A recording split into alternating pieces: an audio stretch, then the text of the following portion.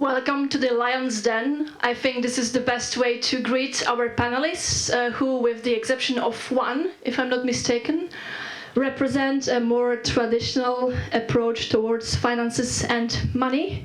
We have a central banker, Oldřich. We have an investor, Aleš. Jakub, who is a money theorist.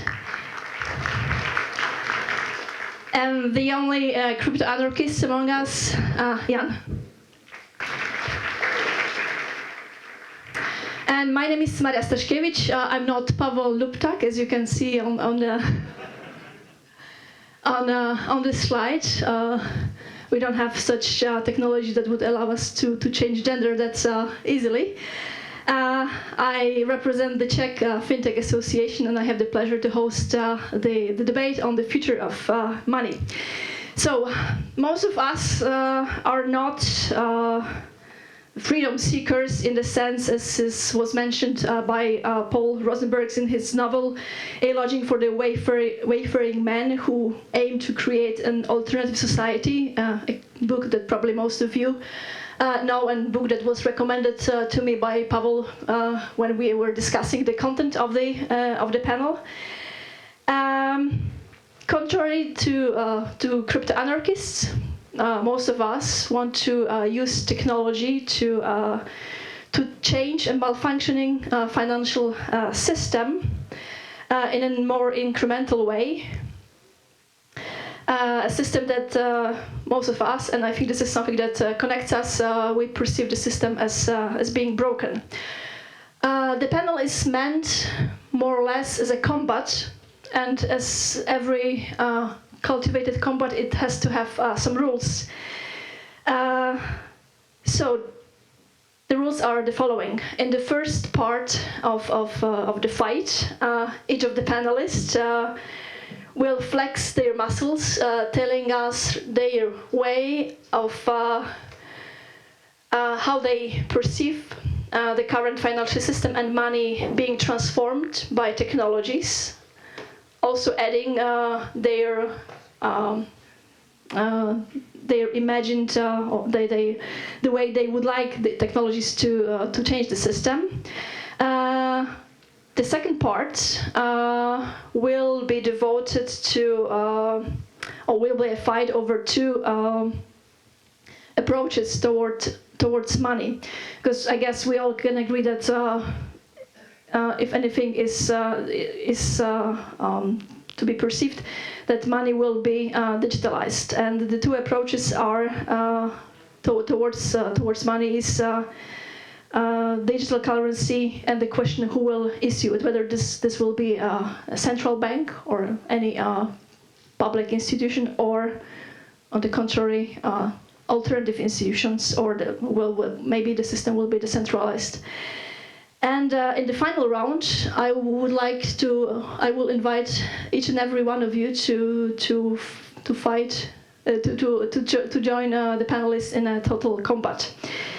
So, Oldřich, your colleague, vice governor of the Czech National Bank, recently in an interview mentioned that unless something changes and happens, he does not think the financial system will change. Do you think that financial system, as we know right now, serves its purpose? And do you think the technologies and new currencies as appear will not change it at all? Okay, so once again, good afternoon. I'm a representative of the central banker, so I'm expected probably to defend the fiat money or the legal tender. So please don't insult me, okay, if my views may somehow contradict to your perception of the future of the money.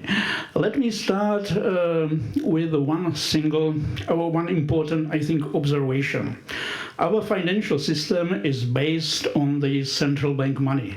It means that there is an institution called the central bank, and this institution is responsible for managing the legal tender. Actually, I realize that you violate the Czech law because the Czech koruna are not accepted here, so I have to ask. I have to ask whether we can do something about it or not. Okay, so this is the first point, and I would like to stress one important thing. The central bank money has a very long evolution, and it is the same as in animal world. Okay, the evolution selects the strong animals, and at the same time the weak animals disappear. So the history of the central bank money sometimes goes back to 16th century, even more. There is, for example, a very important history in the United States, so-called free banking, the system without the central bank, where each bank was allowed to issue its money. And of course it created a lot of chaos. The people had to calculate the different exchange rate between different monies of different commercial banks from different states, different districts. There were 2 attempts to create the central bank, and for populist reason, all these attempts failed. But after big ups and downs, chaos and havoc in financial system, which of course had some impact on the weakness of the US economy, at the beginning of 19th century, the Federal Reserve System was established.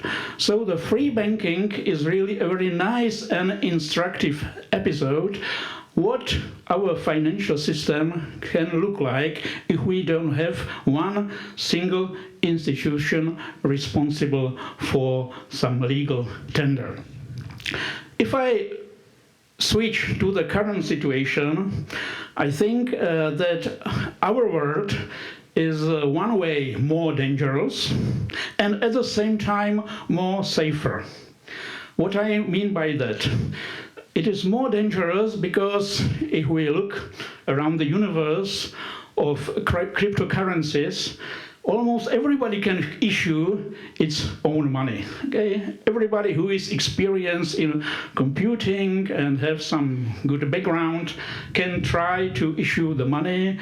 I think there is around 1,000 cryptocurrencies just now, so they are competing among themselves. So the potential for chaos, if I compare this situation with a free banking episode in United States, is quite big.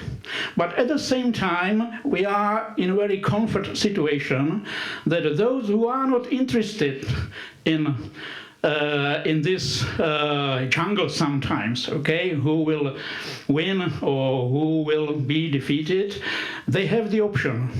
They have the option to resort to the central bank money, which is, you have to probably agree with me, more or less safer. Of course, we have episodes of higher inflation. Recently, we have an episode of deflation. So problems are always with us, some problems. But the track record, I think, is quite successful. So I'm not afraid. I think I welcome that the central bank money have a strong competitor. So it's up to you, okay, to provide to the society, to other people, whether you are the alternative. Okay, whether really central bankers should be threatened and terrified that they will lose job, okay, as a result of this. For time being, okay, I'm not persuaded that cryptocurrencies are serious competitors of central bank money. So let me mention some reasons. The first one is the volatility. One key function of money is a store of value. Okay, so households should trust that if they have 1 unit of account, that in, let's say, 1 year time, 2 year times, the purchasing power of the money will not be eroded by high inflation or by frauds or like that.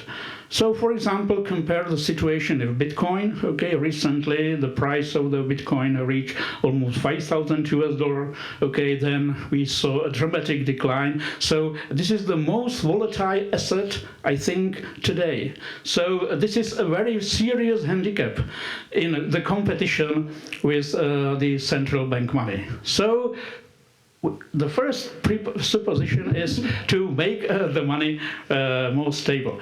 The second point, I'm really astonished about the environmental cost of the Bitcoin. Is it really true that as far as the number of transactions, the Bitcoin, let's say, serves the need of some city, let's say my wife is from Hořice pod Krkonoší, okay? So this is a medium city, and I was told that as far as the number of transactions, the Bitcoin can serve, let's say, this small city. But as far as the consumption of electronic energy, it is like a Belgium. Is it really true? I was really fascinating that so much energy is wasted for powering and cooling computers of miners. Okay, and we live in a period where the environmental thinking is arising. Okay, so I'm wondering how this dilemma can be solved, and I think it's really important. And of course, there are some other minor issues. I'm not expert in cryptocurrencies. I have to admit that I read only one book, okay, about it, and some articles. So I'm layman in this area. But nevertheless, I think that I captured some problems, okay, how the cryptocurrencies cannot be exception from the rule that we should fight the criminal activity, yes, tax evasion. So everything will be regulated which somehow tries to misuse some system for this activity. And the anonymity, of course, of cryptocurrencies is wonderful, I have to admit it, but it cannot serve these purposes. Yes, it will be definitely, there will be raised some regulation, okay, to avoid it. And there are some other issues. For example, let's say if I do a mistake and I send my money to a wrong account, so I can claim, and the banking system will arrange that my money will turn back. Is it something possible, let's say, in Bitcoin? Yes, if I agree with the transaction, so my money is away, and even though but I have to admit that really I'm not a big, okay, the brain, okay, in this area. So this is my intervention. I think that I didn't disappoint your expectation, okay, that I try to raise some arguments, okay, into this debate.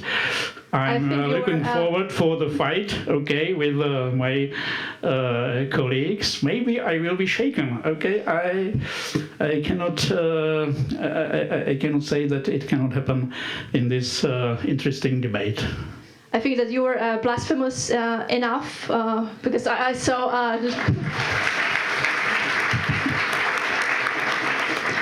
I saw Jakub and Jan smiling when you were using all the arguments, all the three arguments of the energy consumption, anonymity, and the volatility of cryptocurrencies. But just one question to what you've said. I mentioned at the beginning that your colleague, the Vice Governor Hampel, said that the central banks, as long as they do their jobs right, they won't be. There is no chance that they will be that their position will be attacked by cryptocurrencies. Do you think the current financial system, as is regulated and overseen by central banks and other institutions, of course, as well, does the right job? I'm sorry that my English is not so good that I can translate one saying from the Bible. Okay, maybe Maria can help me. How would you translate? Ať první hodí kamenem, kdo je bez viny. Okay, Maria. Who is the person who is without fault has the right to shoot the first stone? So it means I guess we need my understanding is everybody do its mistake, okay? So even bankers from time to time. So,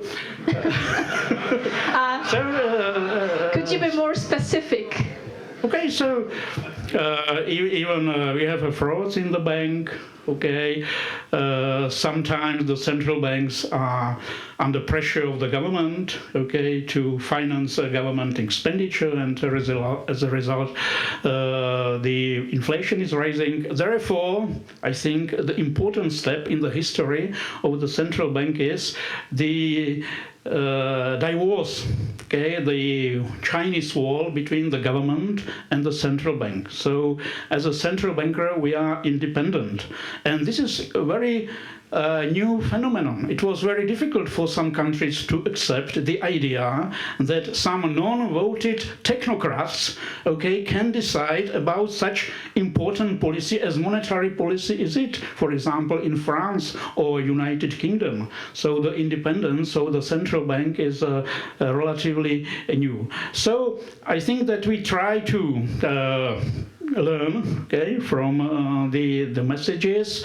We have different monetary regimes, okay, but these are technical details. But I would like to say that the most important thing is not whether we do mistakes, okay?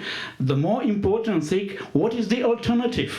Okay, what is the alternative to the system which sometimes commits some mistakes? Okay, and my perception is that even if I take into account that from time to time the central bankers also may commit some problems, the system we can learn, okay, there is an evolution, and the system is still the best one according to the alternatives. Mm-hmm. I cannot do anything else but ask Jan to present and to convince Oldřich that there is an alternative.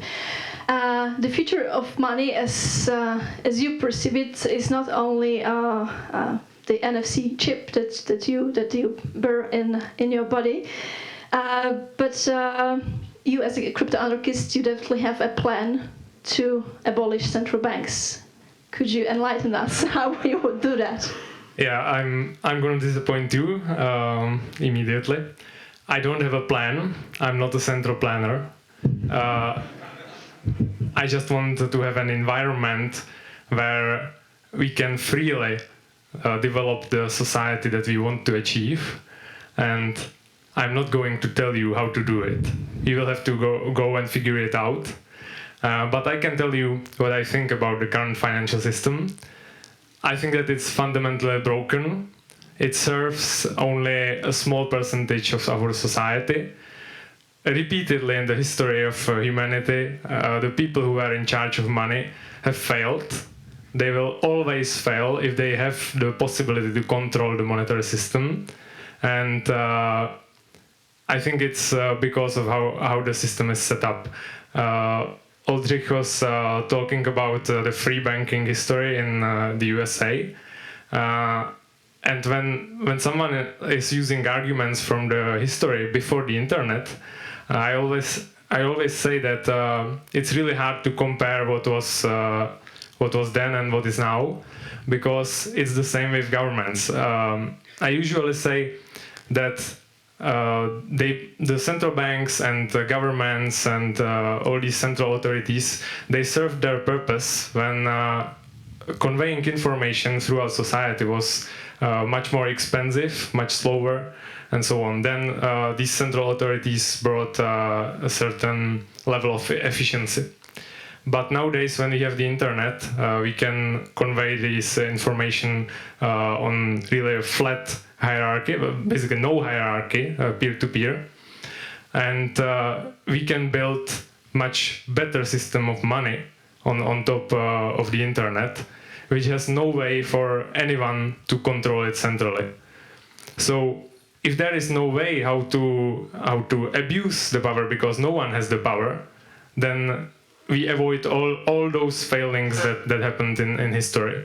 I think that money should be permissionless and censorship resistant, so that no one can tell you what to do with your money or prevent you from doing what you want with your money.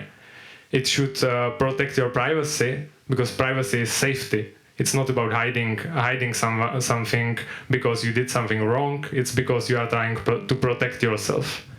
And it should be much more secure than the current monetary system. Well, this looks like a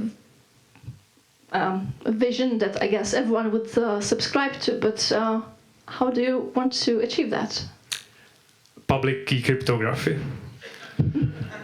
That's one of the technologies. Well, you have probably one of the best person to address about the change of the system, and I guess for you to convince him, you would. Yeah, that's the idea about cryptocurrencies. I don't have to convince anyone, because I don't care about the political way of changing things.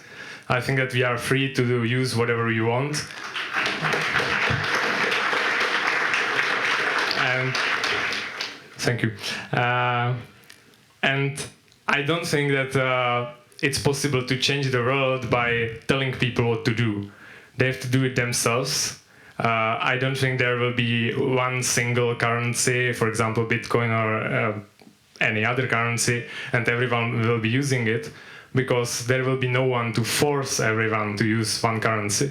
There will always be a competition of a few currencies, probably not so many, at least not so many of the currencies that are used in real life, because it's efficient to have only few currencies. But there will be more than one, and they will compete among themselves to provide the best money for the people so that they want to use it. And it's not so much of a problem to have multiple currencies in the age of cryptocurrencies, because we have technologies like cross-atomic chain swaps. We have decentralized cryptocurrency exchanges, and these technologies together can do the exchange rate calculation and trading and everything live during the transactions. We already have centralized services for this, like Shapeshift. And nowadays, if I have, I don't know, Litecoin, you use Bitcoin, I can pay you immediately, and I don't care that you don't use Litecoin. Well, I guess all the words that you just throw at us, at least those who come from the more traditional part of the society, they don't really resonate. You can either coerce someone to follow you, or you can choose the power of attraction. But for a layman, those terms and names that you were mentioning, they mean nothing. So how would you? I know that you don't like the word plan, but still, I'm trying to get to get an answer from you. How you would attract the system to change? It's the same as if you were asking people in I don't know 80s if they want to use the internet and stop buying newspaper and stop sending physical letters, because they can just hop into the command line and write their email, use their modem to send it over the internet. Well, back then the technology was hard to use. It was really new, but we built more layers on top of the internet layer, and it became much more user-friendly. And the same thing is happening with cryptocurrencies. We can already see it with the level of innovation that's happening.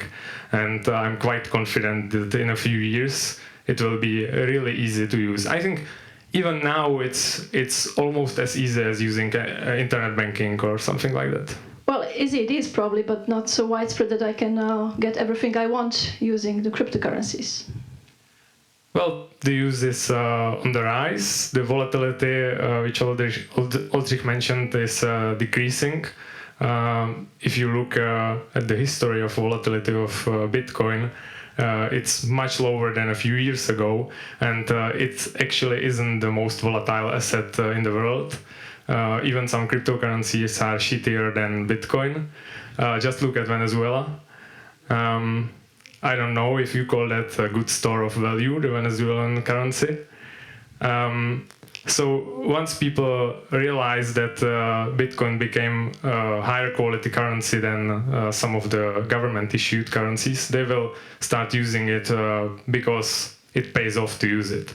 And in some countries, they already reached the level where it became much better to use cryptocurrencies instead of government currencies. Thank you. So we had Oldřich who proposes incremental change of a centralized system. We have an opposing view of cryptocurrencies. Now I would like to ask Jakub about a term I heard him mentioning in one lecture, which is the term helicopter money. And in a nutshell, as far as I understood it, helicopter money is a way to build an alternative money system. And it says whenever money is issued, it should be distributed to everyone. For a layman, it may sound like now we want to distribute unconditional universal income to anyone. So I'm really wondering how you see and how you would like to see the future of money using that term. Okay, good afternoon, and thank you for having me. I am a money theorist, I'm a technician, but at the same time I proudly admit that I like alternative currencies and I am a supporter of crypto anarchy too. Helicopter money basically means distributing money directly to the people. So the money goes not through the commercial banks, but they go to the people. It doesn't mean necessarily alternative currency or alternative monetary approach. In the time of the crisis, in order to fight the crisis, to boost the aggregate demand or to stimulate the GDP, the government can just give money to the people by raising indebtedness.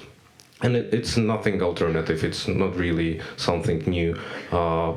Also, the universal basic income is a fiscal issue. It's a way of redistribution.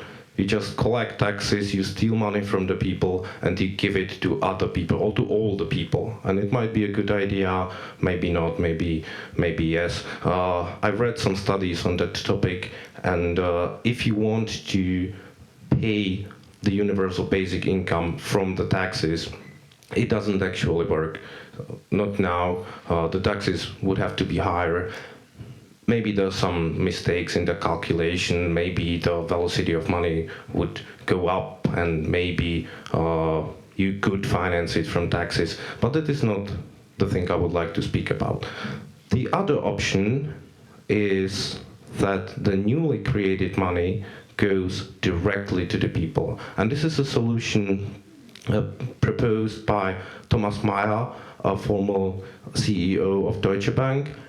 And he said that today, how money is created, or according to the endogenous theory of money, commercial banks issue new money by increasing their balance sheets. So they react on the demand of businesses, of firms, and individuals who take credit, mortgages, and like that, new money come into existence, created in the commercial banks. They are limited, perhaps, by reserves. They need to get some money from the central banks to do that, some monies from the central bank.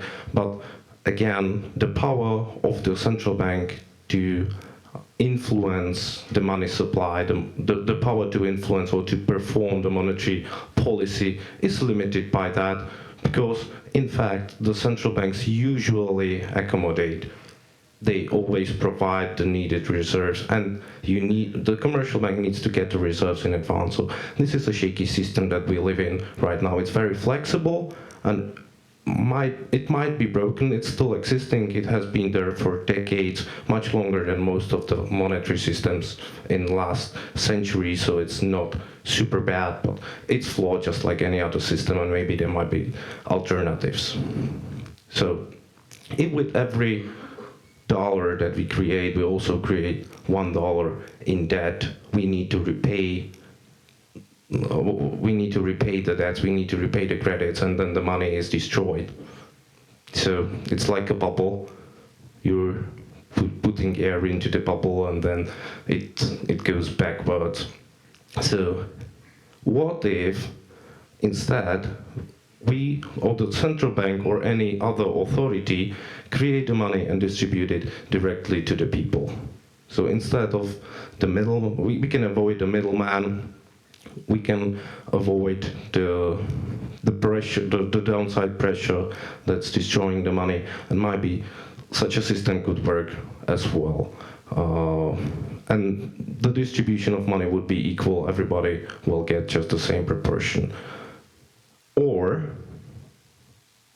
we can avoid the central authority, and we can use cryptocurrency to do the same thing. So without the central authority, the money distribution can be also, or the new issue of the money can go directly to the users, to the people. There are some technical difficulties with that, but I've participated several projects trying to overcome them, and I think technologically this is possible. So it might be a community project, not driven by any regulator we can see. So if I understand correctly, in the future that you propose, the money is being created by a community of users. Yes, exactly. Well, every cryptocurrency is created by a community of users. Some of the cryptocurrencies are pre-mined, so there are no miners, and the money supply is fixed.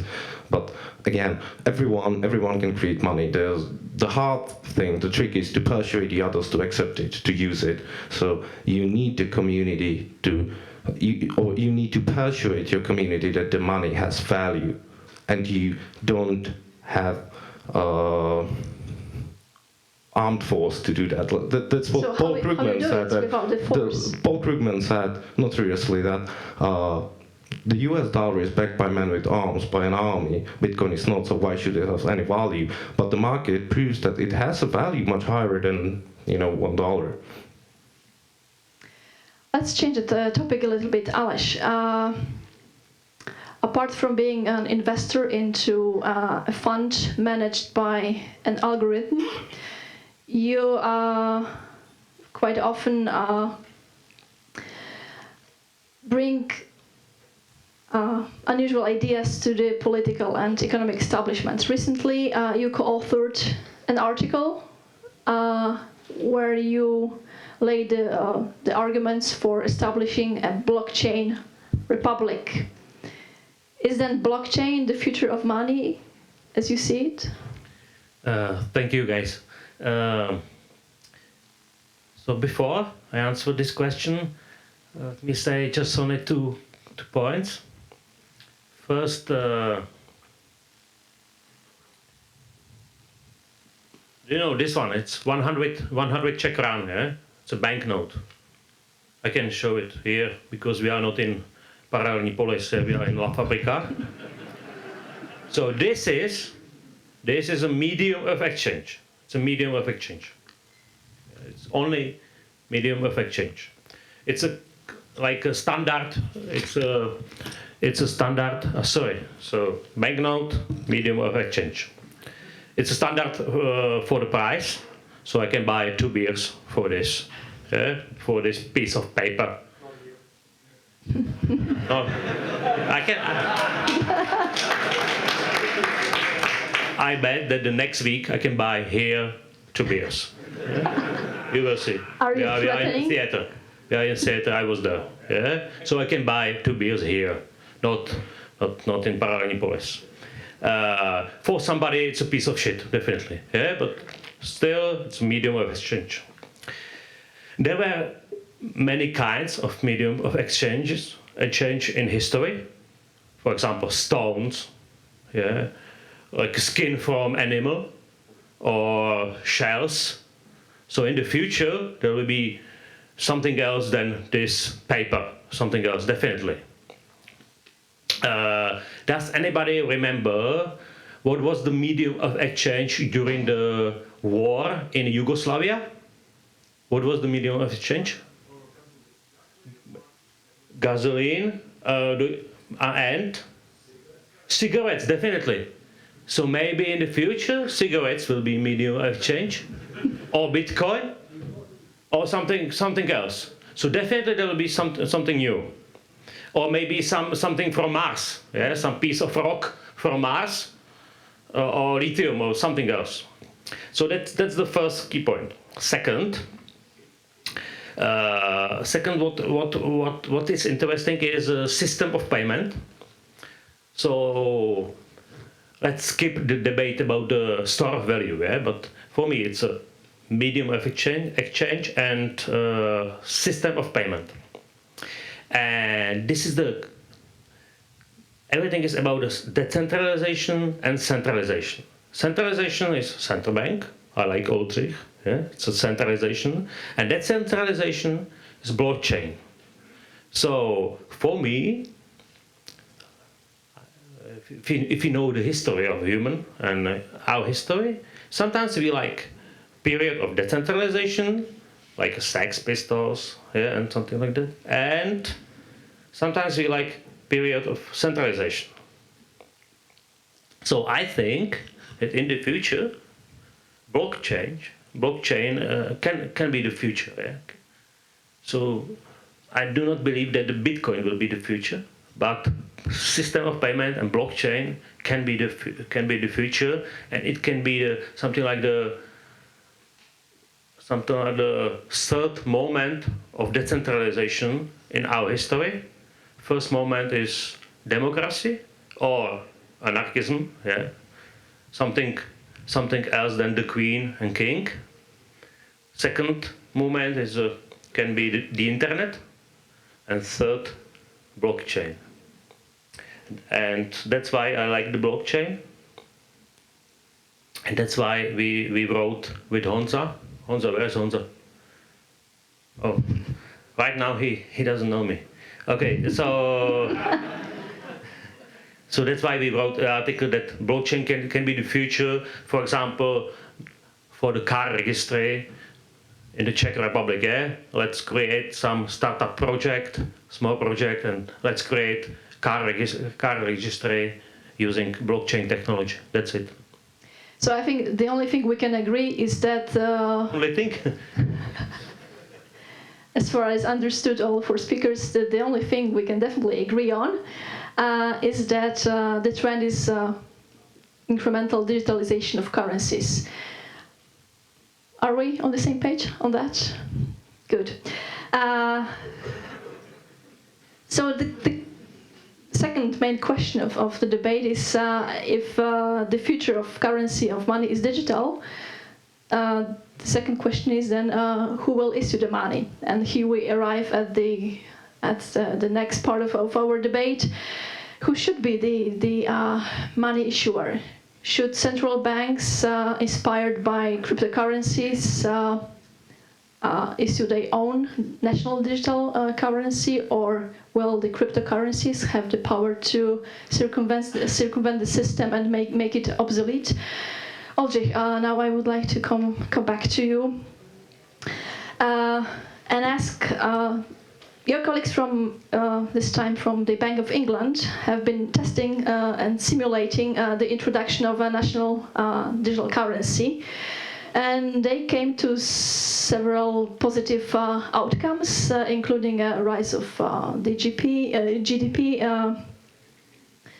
Also, one of the benefits would be getting rid of intermediaries, because then the national bank would be the only one who could more efficiently implement monetary policy, the national bank would not need financial intermediaries like it does right now, as we heard that banks are actually those commercial banks are actually those that print and produce new money.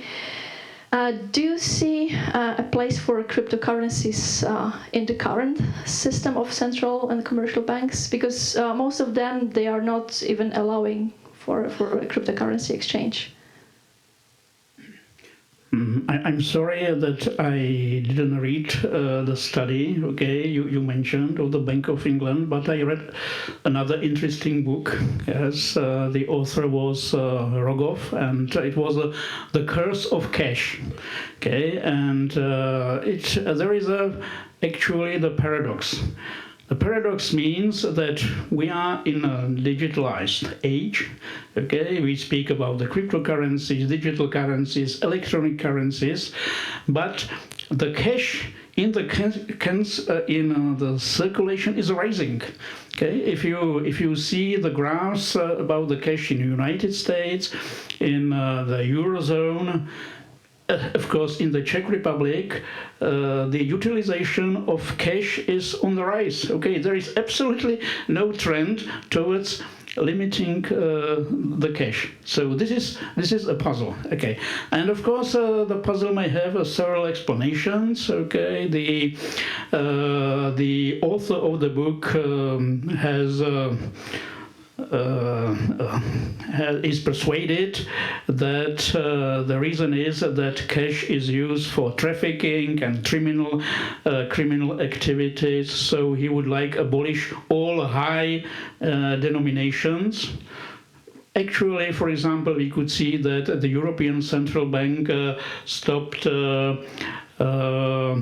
putting into circulation 500 euro banknote. Okay, so this is one important thing. We in the Czech National Bank would be happy, okay, if the demand for cash is declining, because now we are in precisely the time that we have to decide whether we should modernize our system of machines for handling the cash. And this is extremely big investment, okay? But our working assumption is that the cash will rise at least by 1% per year. Okay, so this is the matter of fact. Despite all debates that we are heading to cashless economy and that cryptocurrencies will domain our universe. So this is one point I would like to stress. You mentioned the digital currency in the hands of the central banks. Yes, you are right.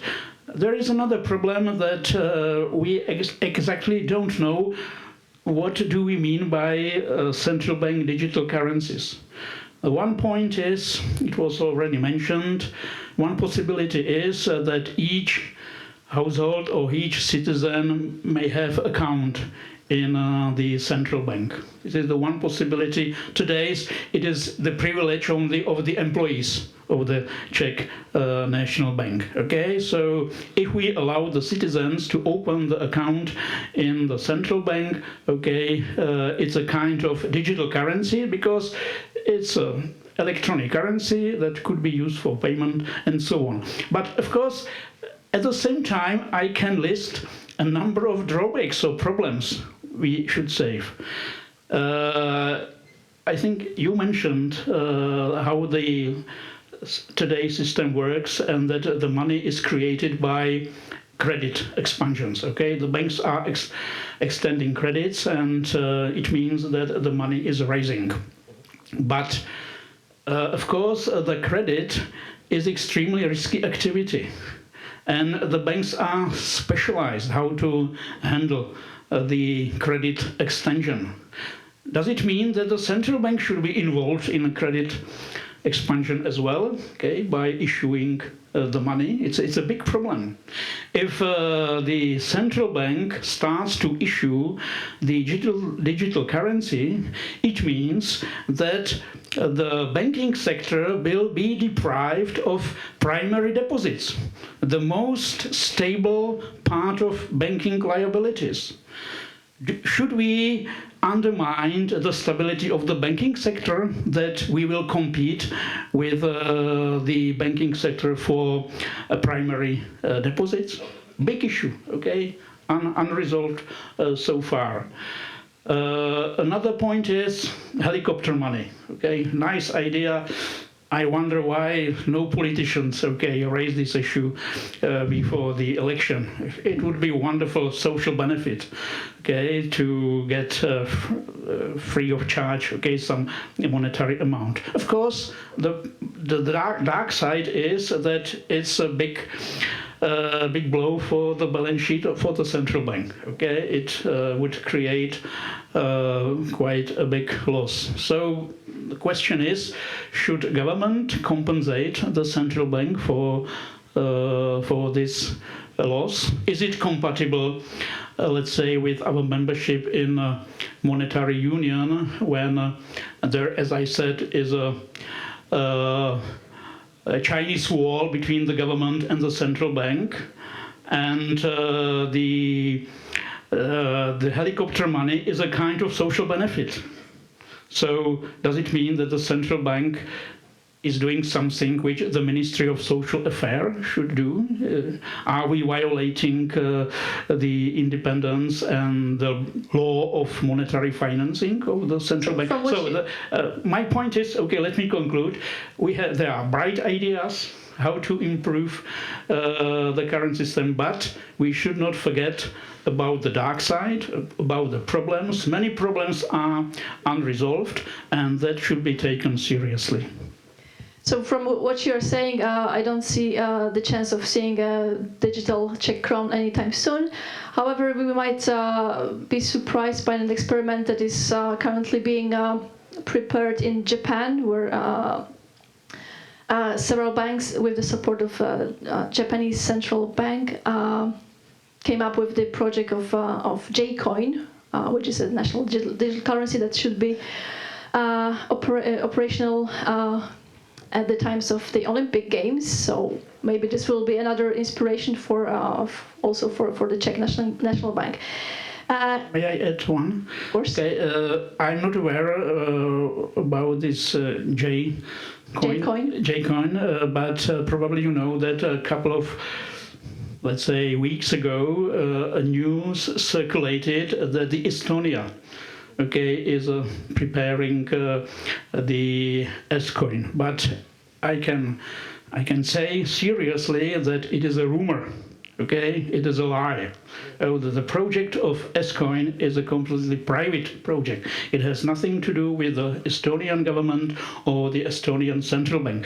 I'm not sure whether the G-Coin is the same rumor or not, frankly speaking. I'm not aware, but I think there is a lot of debate in the central bank community about the future, how to exploit this potential, but we are debating. We are still debating without any concrete recommendations. Jakub, you were nodding when Oldřich mentioned that national digital currencies are fake or are not feasible to be introduced. You, as someone who is analyzing the money theory, how do you perceive the fight between, or the debate between alternative cryptocurrencies and national digital currencies? Yeah, thank you for the question. I'm not just a theorist, I also invest my money into the altcoins. So I need to think twice and think harder what to do about it. And I've studied this situation since 2013 when the first altcoins emerged. And some of them claim that they are national currencies and they will help the national economies. An example can be Aurora coin in Iceland. So Iceland is a country in a financial trouble, let's say, they had a crisis and they thought that the Aurora coin can help to solve that. But all such projects were a scam, I would say. First thing, as you said, there are rumors that the government is somehow involved, and usually they are not, and they are pump and dump schemes. So the price goes up in the beginning and then the coin goes down because it has no real value, it has no real meaning. Then governments or central banks like the ECB together with Bank of Japan, they are, or commercial banks, they are trying to play with the blockchain technology. And as Aleš said, well, we don't like Bitcoin, but we like the blockchain technology. The blockchain technology is great, but the blockchain technology itself is a very expensive fund if you don't know how to utilize that, if you don't know how to use that. And it's powerful usually when it is community driven. If it is driven by a central authority, then it has no meaning to use the blockchain, or the meaning is very limited. And I think that the first country to ever speak about having a currency on the blockchain was Ecuador. Ecuador has no national currency. They use the US dollar because their fiat currency bankrupt basically, and people stopped using that. And in the end it showed out that they're just speaking about a virtual currency, meaning a currency similar to M-Pesa or Amazon coin or something like that. It's not a cryptocurrency. It doesn't use the blockchain ledger. It's just a centralized database, even though it's digital and it has no cash form. So what I recommend to invest in or to really think about are the currencies, cryptocurrencies, which are community driven but supported by some officials in the governments. That might help to establish the currency. An example could be NEM in Japan, it can be NEO in China, or Waves in Russia. So, Oldřich, you mentioned that, quite surprisingly to me, there is a rising interest in cash. Cryptocurrencies, at least most of them, they are based on pseudonymous, not quite actually anonymous systems. Jakub, Jan, how would you sustain the anonymity that many of us who use cash would like to see in cryptocurrencies? Thank you for the question. First, let me get back to what Oldřich said about the cash being on rise. Well, that's not surprising at all, because if you don't take the cryptocurrencies in account and you look at national currencies and you have a choice, you use cash, which is anonymous, it's permissionless. If you hide it well, no one can take it from you. It's still bad that it's affected by the monetary policy, but it has some good properties. And the other alternative is that you will have only digital currency, which is always surveilled by the government. They can see how much you have, they can see what you buy, they can see where you get your money, they can take your money away, they can forbid you they can forbid you from sending your money away, and so on. So that's kind of easy choice that cash is better. It's maybe a little bit less convenient, but the benefits are much higher. In cryptocurrencies, we already have a few of them that are called true digital cash, for example, Monero. And as you said, Bitcoin is not anonymous, it's pseudonymous. And if you want to preserve the level of anonymity that cash provides you with, you need to take some additional steps, which are not so easy for casual users. But there are services being developed for Bitcoin to become more anonymous and thus fungible, because fungibility is something that's connected with the anonymity of the digital currency. Fungibility basically means that each Bitcoin is the same.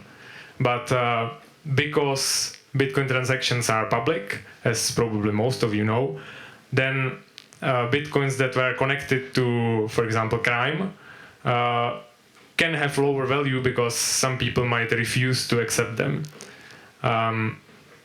If the currency is fungible, like Monero, then this problem doesn't exist, because there is no history associated with each coin or part of the money.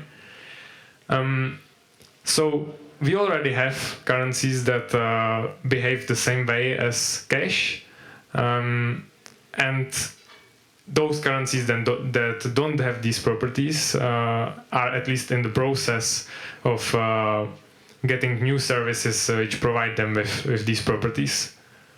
Mm-hmm. Another, and I think we will have to quit in a couple of minutes, and before I open the floor to questions from the audience, I would like to address another question to Jan, because why cryptocurrencies are not widely used, because there is no third party that guarantees that when anything goes wrong with the transaction, that protects the customer. Could you give just one example of customer protection within cryptocurrencies? Well, the thing is that the cryptocurrencies are a base layer. You can build on top of them. You could even build similar institutions as you have with the current financial system. You can build them on top of Bitcoin. Then you can get guarantees. You can get insured deposits and things like that. But the whole idea is that everything that you have to pay in the current financial system, that you have to pay for it, it's opt-in cryptocurrencies. You don't have to. No one can force you to use them. So if you want a bank that will guarantee your deposits and take care of you and sometimes steal your money, then you can. But you don't have to. And there are not many consumer protections in Bitcoin, maybe because people don't want them. But I can think of at least one benefit of cryptocurrencies compared to the traditional government-issued currencies. If I lose my wallet, like my phone or Trezor or something like that, I can go home or somewhere else, I don't know, where I hide my backup of my cryptocurrency wallets. I can take it out, I can recover my money, and I didn't lose anything except for the device. If I lose my wallet with cash, I lose everything, and I cannot recover it anyway. And it's kind of unfair to compare government-issued digital currencies with cryptocurrencies, because their properties are not the same, as I said in the previous questions. You have to compare cash and digital currencies, the cryptocurrencies. Fine. It's good to know that your backup codes are at your home, yeah. So thank you for this. No, but You're welcome. I think this discussion can be simple, because hey, right now, let's start from Monday. Ask your boss to pay your salary in Bitcoins, and then you can fluently just change your money from Czech koruna or US dollar to crypto something, yeah, and revolution will be done. And it's simple. Everyone in Paralelní Polis is paid in cryptocurrencies. It's good. Yeah, just ask more and more people, and then the world will be decentralized. And that's it. Our discussion is over.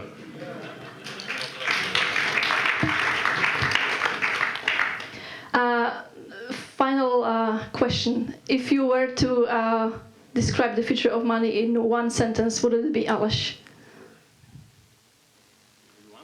Yes. Make a conclusion. It's up to the people. If they choose Bitcoin, it will be Bitcoin. If they choose stone, it will be stone. I don't know. If they choose herd, it will be love. Oldřich? I believe in evolution. Okay, if the cryptocurrencies are really strong, if there is a powerful engine, and if they will oust the central bank money, okay, I wouldn't protest. But I'm personally persuaded that it'll be a very hard fight for the currencies to outperform the central bank money. Jakub? In the future, people will not use just one single currency, but they will use more currencies for specialized functions. Good. Yeah. Taxation is theft. Now, on serious note, I think autonomy and freedom is the future. Good. Now, if we... Yes, I will collect a couple of questions if there are any from the audience.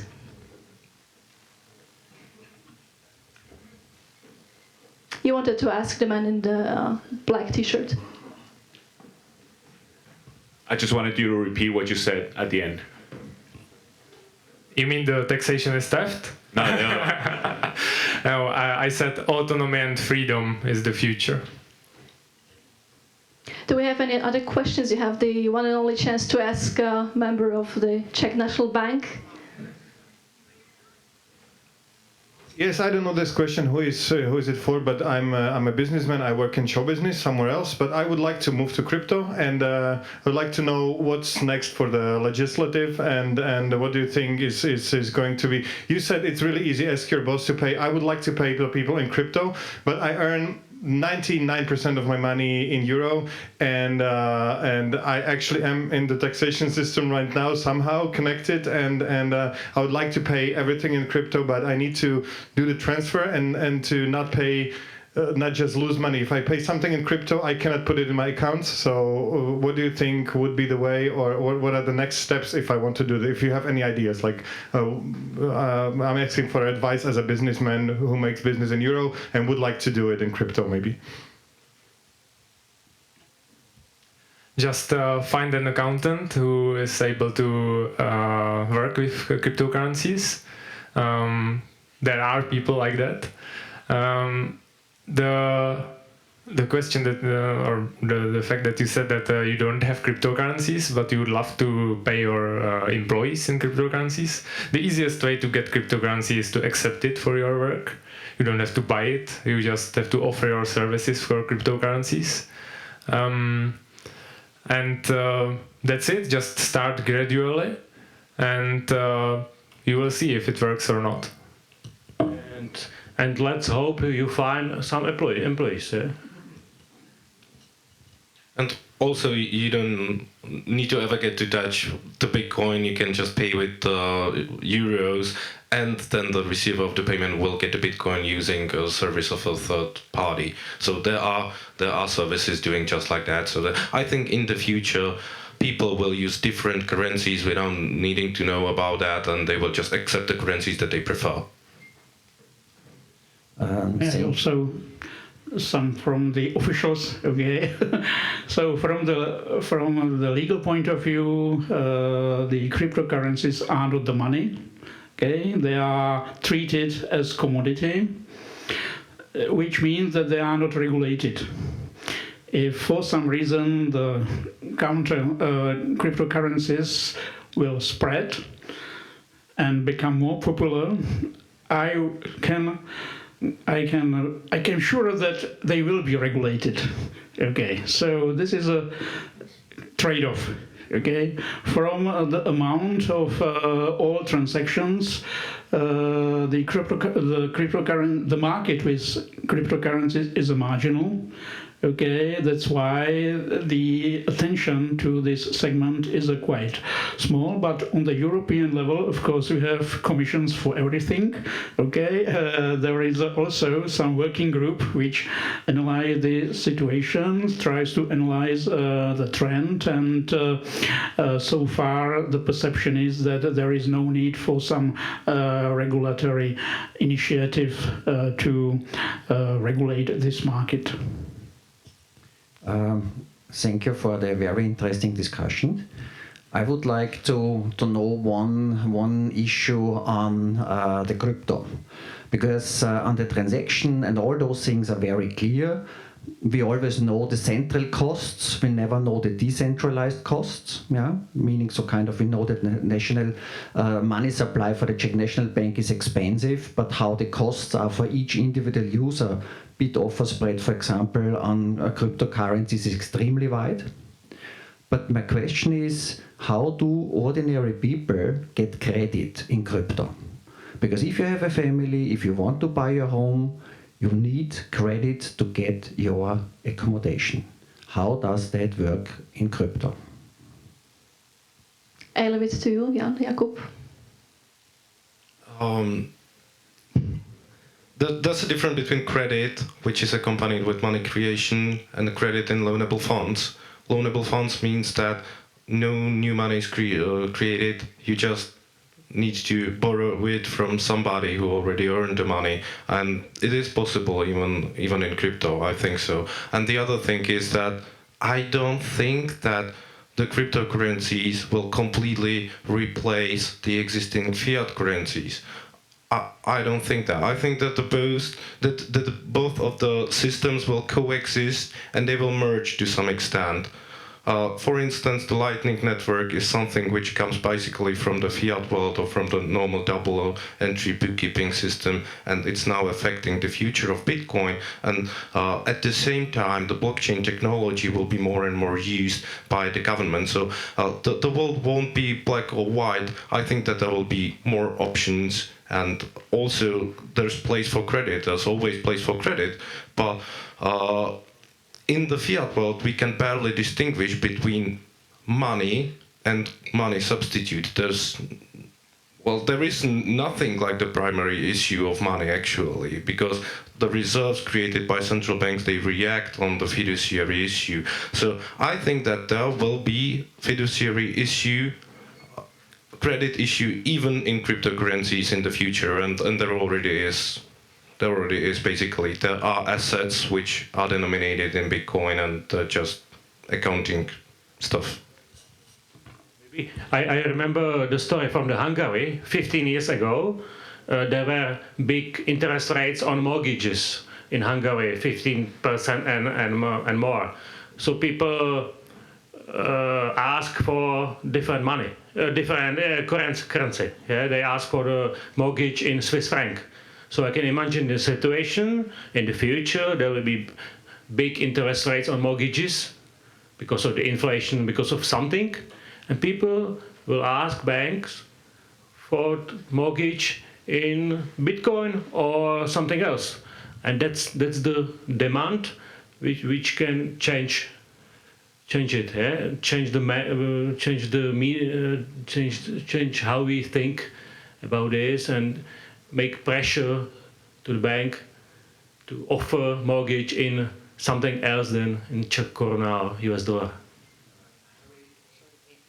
In Hungary it ended very badly because, so to say, people could not afford then repay their kind of cheap interest but high exchange rate debt. Definitely. And there will be, if the salary will stay in Czech koruna but mortgage will be in Bitcoin, then there is problem as well with the exchange rate. Am I right? You are right, but this is not the end of the story. I know. Yes, the big issue was what happened when the forint depreciated. And at that time, households and those who borrowed in foreign currency were in terrible troubles. It was a big issue for the Hungarian governments, okay, because they had revenues in domestic currency and then had to repay the loan in a foreign currency. And if the exchange rate is weaker, okay, it's many enterprises defaulted. So the government had to push or insist that the central commercial banks will take part of the exchange rate losses, and of course it's nothing. It's very similar to the Bitcoin. Okay, if you have a currency mismatch, okay, your revenues and income is in different currencies. Your situation is very fragile. You are dependent on the exchange rate movement, and it can kill you. Yes, from the economic point of view. It's not so much about the currency itself, but the trust that we put into the currency. I would like to conclude the debate, and I think that the future, at least the near future ahead of us, is a world of multiple currencies, sort of a developmental fight among themselves, and we don't know if the strongest one will be any of the cryptocurrencies as promoted by the cryptoanarchists, or one that will be issued by the government. We'll have to see. Thank you for joining us in the debate.